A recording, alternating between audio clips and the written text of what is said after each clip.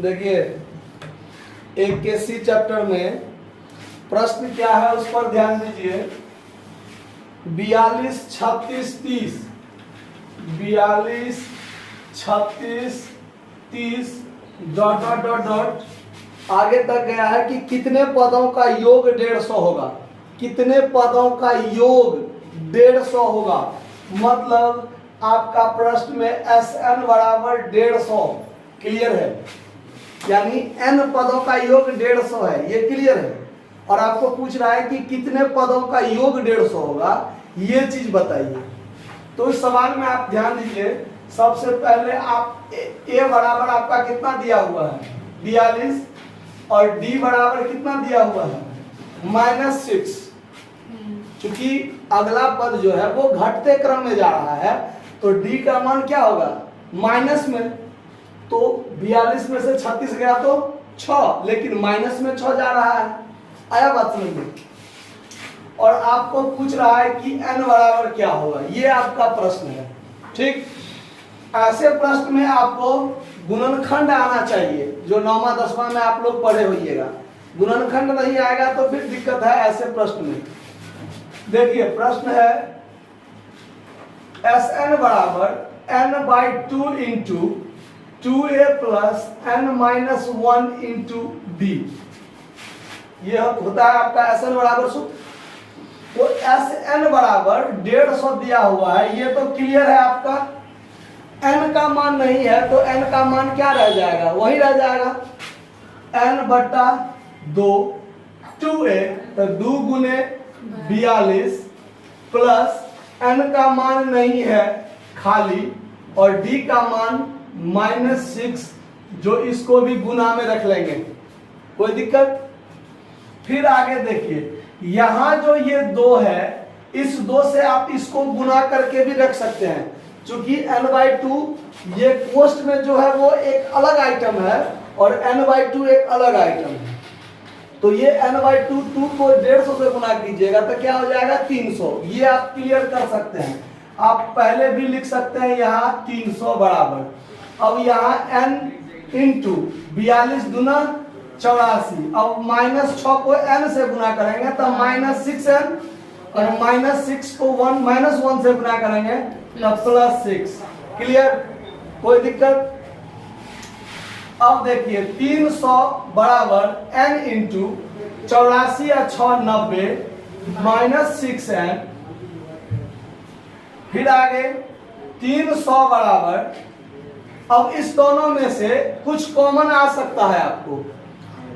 6 यदि हम कॉमन ले लें तो यानी 15 बच जाएगा, यहाँ पर बचेगा ना। तो अगर हम 6 कॉमन ले लेते हैं तो n इंटू 15 माइनस n बचेगा कि नहीं बचेगा 6n तो ऑलरेडी पहले से है, और यहाँ पर 6 कॉमन लिए तो यहाँ 15 रह गया, और यहाँ पर क्या रह गया n रह गया। अब n को इससे गुना कीजिएगा तो 90, n को इससे गुना कीजिएगा तो -6n रहेगा कि नहीं रहेगा। ये 6 इसलिए कॉमन ले लिए कि इसको और इसको काट देंगे तो यहाँ क्या बच जाएगा 50 बच जाएगा। क्योंकि यहाँ 6 यहाँ आके भागा में आ जाएगा, कट जाएगा तो क्या आ जाएगा 50। अब निचोड़ रह गया आपका 50 बराबर n इंटू 15 माइनस n। थोड़ा हल्का कर लेते हैं ताकि गुणनखंड करने में क्या होगा सहूलियत होगा। अब 50 बराबर 15n माइनस n² हो गया। अब इसको इधर अगर हम ले आते हैं तो द्विघात समीकरण का जो वास्तविक रूप होता है ax² plus bx plus c, आपको इस फॉर्म में रख स्क्वायर प्लस bx और प्लस c, इस फॉर्म में होगा आपका। यहाँ a b और c ये कांस्टेंट होता है, जैसे 1 2 3 4 5 होता है ना, वो उसका वास्तविक, उसमें कोई परिवर्तन नहीं होता है। तो इसको इस रूप में रखना है। तो ये जो माइनस में इधर है, इसको इधर ले आएंगे तो प्लस में n² हो जाएगा, इधर आएगा तो माइनस में 15n हो जाएगा, और ये 50 ऑलरेडी पहले से इधर है ही, तो ये प्लस में 50 रह जाएगा, और बराबर में क्या हो गया 0। कोई दिक्कत इस बात को समझने में। अब देखिए, अब ये इस रूप में आ गया ना, अब यहाँ माइनस है, यहाँ माइनस हो, यहाँ माइनस हो, कोई दिक्कत नहीं, लेकिन एक्स स्क्वायर वाला पहले, फिर एक्स वाला, फिर यहाँ। तो चूंकि इसमें एक्स जगह पर एन है तो एन स्क्वायर वाला पहले रख लिए, एन वाला आइटम बीच में रखे, और जिसमें कुछ नहीं लगा हुआ है, सीधे कांस्टेंट वैल्यू है, उसको सबसे लास्ट में रखें, कोई दिक्कत।